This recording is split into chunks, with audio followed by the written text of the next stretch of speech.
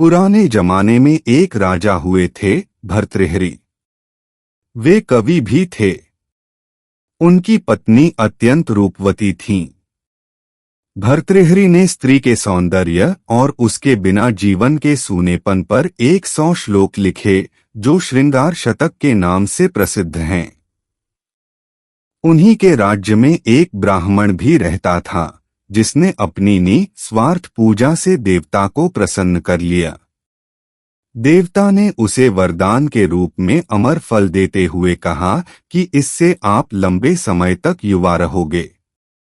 ब्राह्मण ने सोचा कि भिक्षा मांग कर जीवन बिताता हूँ, मुझे लंबे समय तक जीकर क्या करना है। हमारा राजा बहुत अच्छा है, उसे यह फल दे देता हूँ। वह लंबे समय तक जिएगा तो प्रजा भी लंबे समय तक सुखी रहेगी। वह राजा के पास गया और उनसे सारी बात बताते हुए वह फल उन्हें दे आया। राजा फल पाकर प्रसन्न हो गया। फिर मन ही मन सोचा कि यह फल मैं अपनी पत्नी को दे देता हूँ। वह ज्यादा दिन युवा रहेगी तो ज्यादा दिनों तक उसके साहचर्य का लाभ मिलेगा। अगर मैंने फल खाया तो वह मुझसे पहले ही मर जाएगी और उसके वियोग में मैं भी नहीं जी सकूंगा। उसने वह फल अपनी पत्नी को दे दिया। लेकिन रानी तो नगर के कोतवाल से प्यार करती थी।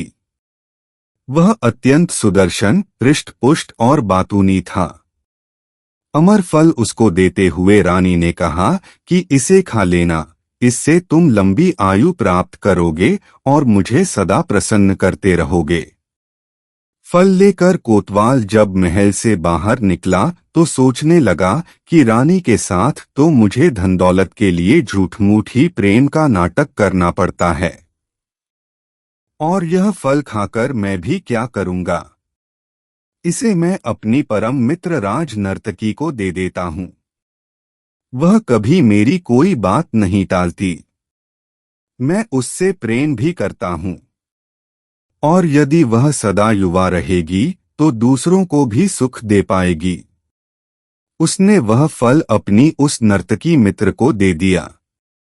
राज नर्तकी ने कोई उत्तर नहीं दिया और चुपचाप वह अमर फल अपने पास रख लिया। कोतवाल के जाने के बाद उसने सोचा कि कौन मूर्ख यह पाप भरा जीवन लंबा जीना चाहेगा। हमारे देश का राजा बहुत अच्छा है, उसे ही लंबा जीवन जीना चाहिए।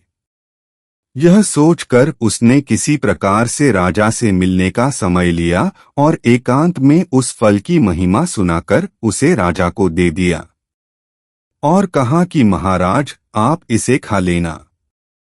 राजा फल को देखते ही पहचान गया और भौंचक रह गया। पूछताछ करने से जब पूरी बात मालूम हुई तो उसे वैराग्य हो गया और वह राजपाट छोड़कर जंगल में चला गया। वहीं उसने वैराग्य पर 100 श्लोक लिखे, जो कि वैराग्य शतक के नाम से प्रसिद्ध हैं। यही इस संसार की वास्तविकता है। एक व्यक्ति किसी अन्य से प्रेम करता है और चाहता है कि वह व्यक्ति भी उसे उतना ही प्रेम करे, परंतु विडंबना यह कि वह दूसरा व्यक्ति किसी अन्य से प्रेम करता है। इसका कारण यह है कि संसार व इसके सभी प्राणी अपूर्ण हैं। सब में कुछ न कुछ कमी है। सिर्फ एक ईश्वर पूर्ण है। एक वही है जो हर जीव से उतना ही प्रेम करता है जितना जीव उससे करता है। बस हम ही उसे सच्चा प्रेम नहीं करते। इस जगत में व्याप्त वासना ने भर्तृहरि के सामने इस जगत की हकीकत लाकर रख दी। रिश्तों की हकीकत भी खोल दी कि कोई किसी का नहीं है, सब अपना स्वार्थ जी रहे हैं।